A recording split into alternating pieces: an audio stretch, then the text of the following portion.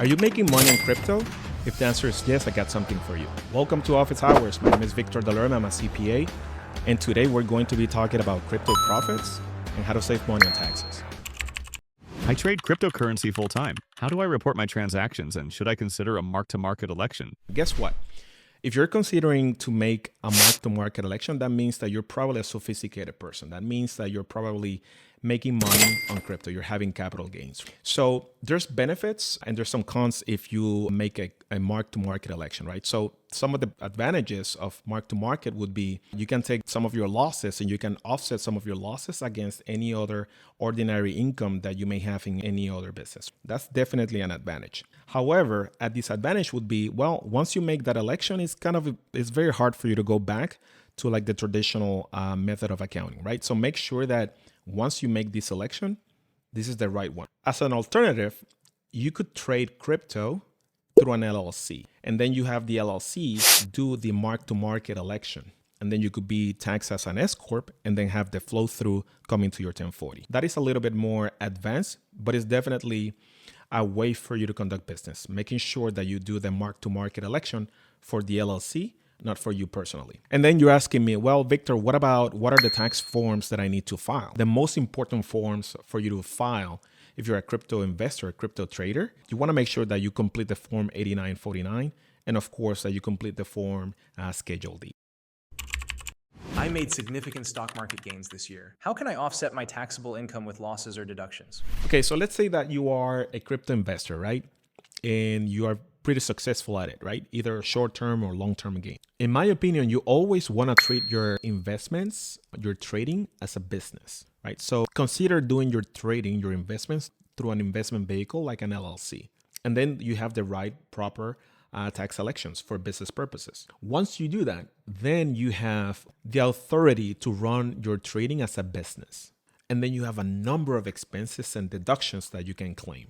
So, for example, education, travel, meals and entertainment, business formation, consulting expenses, right? Because if you're running your business or you're learning how to trade and you're making money, you always want to make sure you're always upping your game in trading. And for that, you need to invest, right? So if you hire consultants, if you hire experts or mentors, these are expenses that you can definitely deduct against your taxable income. The important thing is that these expenses are ordinary expenses in order for you to run the business.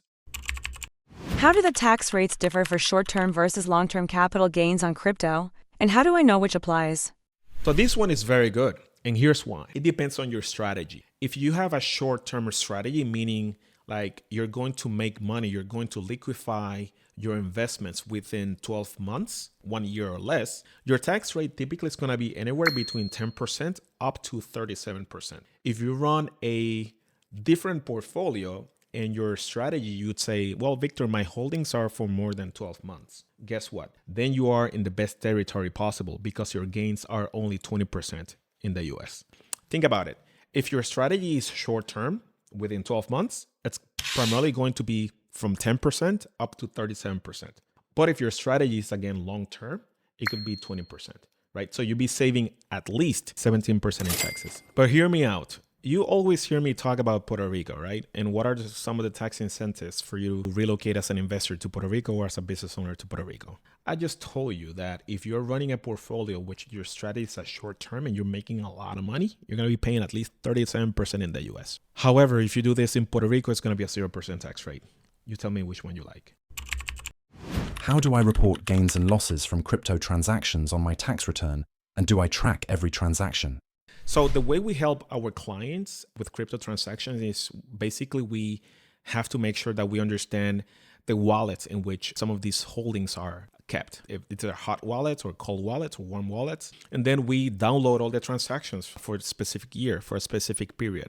And it's important for us to have that understanding is because typically you have multiple exchanges, multiple wallets. And oftentimes what happens is that you exit as an investor, you exit or you sell crypto, you sell a coin on one wallet, and then you get the money, and then you go to this other exchange and buy the same coin, the same crypto, or something else. And oftentimes what happens is that investors may believe that when they sell the first transaction, when they execute the first transaction, it's not a taxable transaction. However, it is, because you already bought it.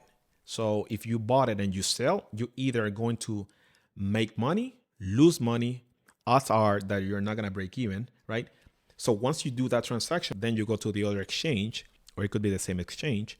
That's going to be a separate transaction, right?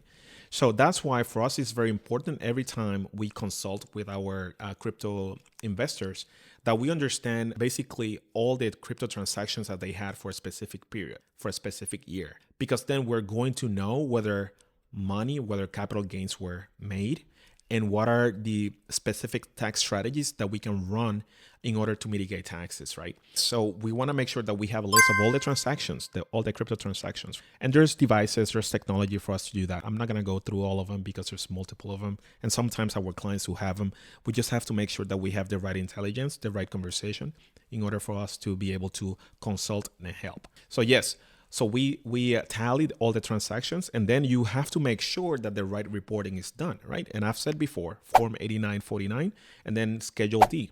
Your Schedule D in your tax returns is going to be basically reporting your short-term gains versus your capital gains, right? So your Schedule D, in essence, is going to report your short-term gains and your long-term gains. Again, this is Victor Delerme. I'm a CPA. Thank you so much for watching this video about crypto, and we'll see you on the next one.